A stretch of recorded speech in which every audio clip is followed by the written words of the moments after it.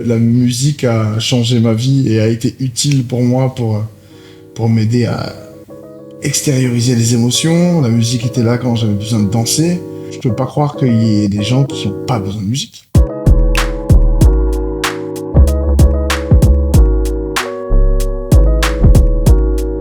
Très très bien installé, ça sent trop bon.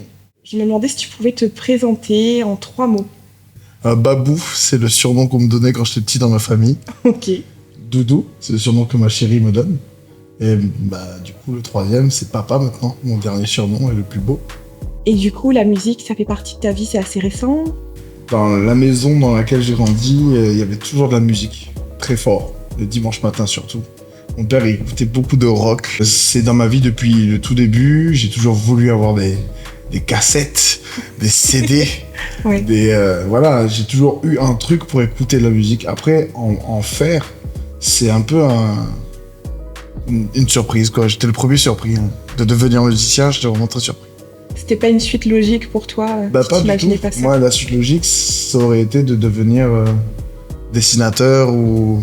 C'était vraiment ça, moi, ma voie de rêve, quoi. Ouais. Dessiner des trucs, faire des films chez Disney. Ça, c'était le rêve, c'était le projet.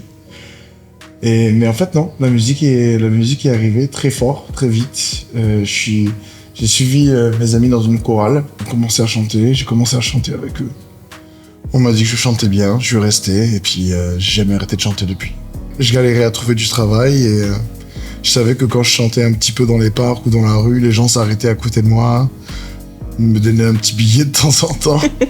Okay. Du coup, j'ai commencé à faire des scènes ouvertes dans 2-3 bars. Les patrons des bars m'ont dit non, mais on aime vraiment ce que tu fais, donc si ça te dit, tu viens faire des concerts chez nous cet été et tout. Et à un moment donné, mis bout à bout, c'est devenu mon métier, quoi. J'ai l'impression que tu as eu un parcours vraiment super fluide. T'es pas forcément allé défoncer les portes, c'est plus des choses qui sont venues à toi. Il y avait que la musique qui se présentait à moi de manière vraiment concrète. Et je me suis dit, ok, bon, on va dans la musique, quoi.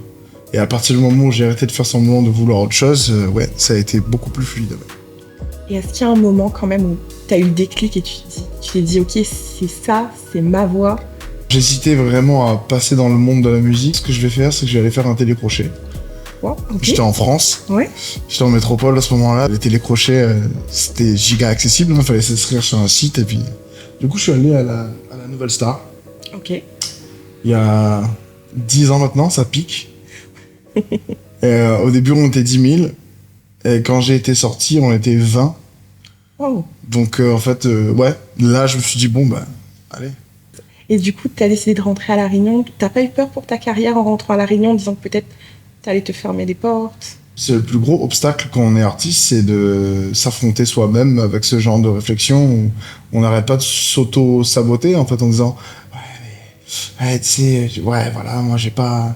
J'aurais très bien pu me dire j'ai pas fait le conservatoire, ou tu vois, genre, c'est pas dans ma famille, il y a personne dans ma famille, j'ai pas de réseau, il y a personne pour m'aider. Mais j'avais tellement envie, en fait, c'était...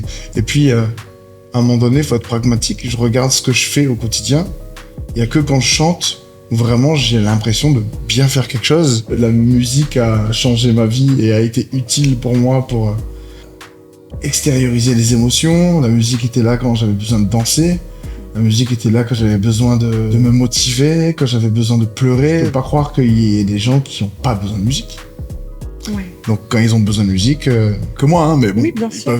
Ils peuvent compter sur moi si jamais ils veulent, quoi. Oui, et puis t'as ajouté toi ta petite pierre à l'édifice. Je t'avais demandé d'amener un objet qui a une valeur particulière pour toi. Je crois que tu nous as ramené ton ukulélé. Ouais, parce que le pyjama suffit pas en fait, c'est ça. Il est dans le thème. Tadam.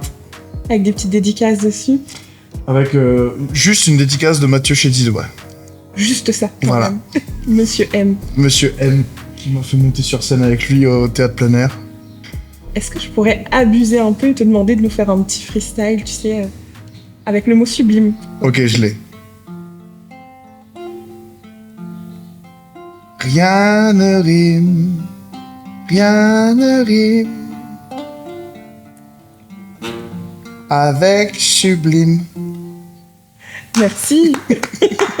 Si tu devais nous décrire ta carrière avec le mot sublime. Je pense que ce qui a sublimé ma carrière, le moment où j'ai découvert que j'avais un public qui sublime une ambition, quoi.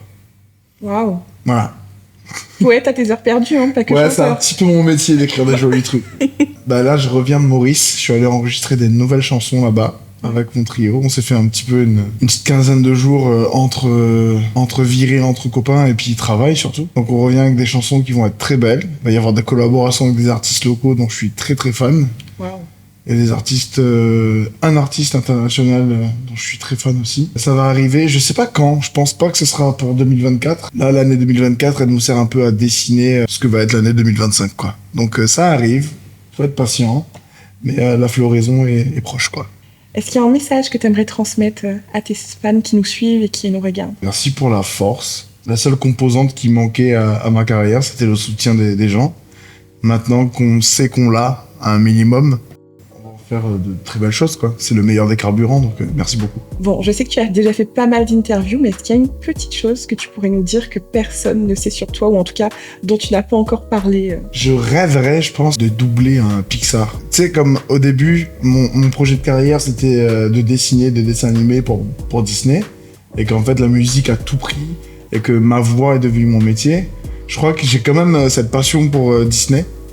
Et me dire, ouais, si un jour j'arrive à marquer un paysage français avec ma voix, de manière à ce qu'on m'appelle et qu'on me dise, ouais, viens, on a un chanteur là, il faudrait que tu doubles un chanteur. Ah, ce serait le plus grand des rêves. Incroyable, ton rêve caché.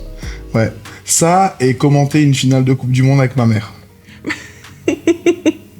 Fan de foot dans la famille? Pas du tout, mais ma mère devant une finale, elle perd tous ses moyens, elle contrôle rien, elle crie tout le temps, donc on comprendrait rien en match, mais les gens regarderaient tout. Il y a un concept à lancer. Ouais. Si tu étais un plat, ce serait lequel? Un bon civet hein. Moi je viens de Saint-Benoît, si je viens de Saint-Benoît, faut un truc qui se pêche quoi, donc un carré bichic ou bien un civet. Je valide, incroyable, faut qu'il soit bien fait par contre. Quoi? Faut qu'il soit bien fait. Bah s'il est fait à Saint-Benoît, il est bien fait. Un peu chauvin. Légèrement. Et je me demandais aussi comment est-ce que tu arrives à gérer tes obligations professionnelles et ta vie de papa? On prend un temps pour apprécier la question, parce que vraiment c'est une question qu'on pose qu'aux femmes ça. C'est vrai. Merci C'est vrai. pour cette question. Et de deux, je gère pas, hein, je fais tout au pif, comme tout le monde, j'improvise. Non mais, je veux dire, le but quand même c'est de donner son maximum dans tout, et parfois son maximum c'est pas grand chose. Parfois il y a des journées où vraiment c'est pas possible de donner plus que ça. Et si c'est ça ton maximum, à la fin tu dors sans frustration d'avoir fait les choses à moitié quoi. Ouais. Donc parfois m'occuper de mon fils ça implique que sur scène je vais pas être au top. Mais en tout cas je peux pas descendre de scène et me dire ah j'ai pas tout donné. J'ai tout donné de ce qui me restait de ma journée. Mais après pour l'organisation, franchement c'est mon plus gros défaut. Je suis pas quelqu'un d'organisé. Et du coup grâce à mon fils, je suis forcé d'apprendre un peu. Ouais. Mais c'est pas grave. Ouais, tu sors un peu de ta zone de confort. C'est un peu mon objectif là. Genre je passe pas l'année sans finir organisé, tu vois. Canacel, je te remercie pour ce moment de partage. Merci à toi. C'était un vrai plaisir de te recevoir dans la bulle bien-être de Sublime. Et du coup, je vous propose de rester connectés pour suivre nos différentes interviews. Mais avant ça, avant vraiment de couper, ça te dit qu'on termine en musique? Allez, on fait ça.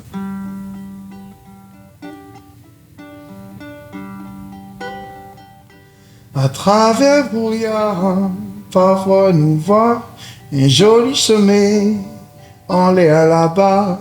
Dig dig le ciel, peint dans le soleil, l'endroit parfait pour nous idéer. Oh merde, j'ai fait une fausse note. On n'a pas entendu. Mais sinon on peut couper là-dessus, non? C'était parfait.